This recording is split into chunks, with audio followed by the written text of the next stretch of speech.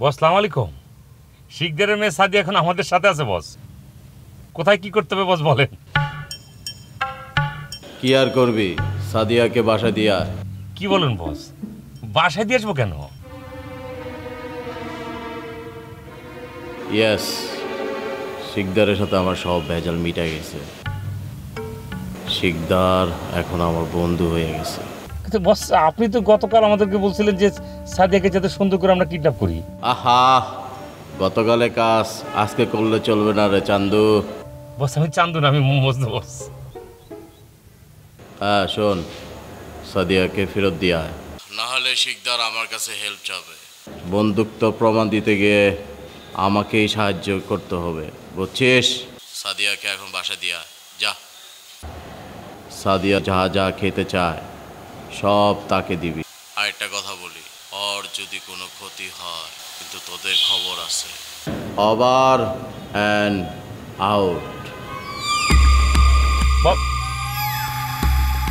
এই বস কি বললো?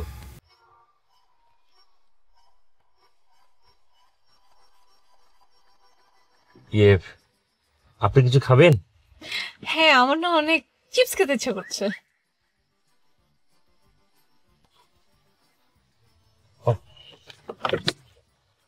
এই কি করস? এটা আমার। আরে মেয়া সমস্যা কি?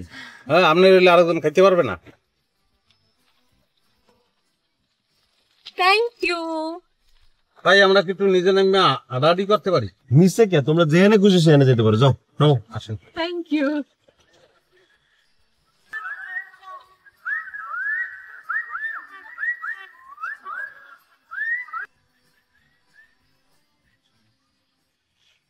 এই আমরা এখন কি করবো বন্ধু? বাতাস কমো, আয় বসে রসুদ কেন?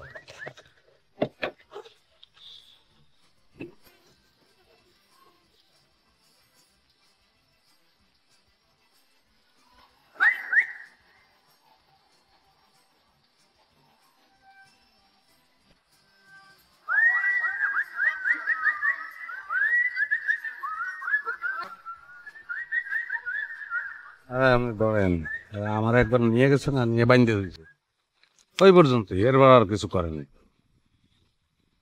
আমি তো ডরে আছি যে কোন সময় মারে মারে মারে মারে মারেই না।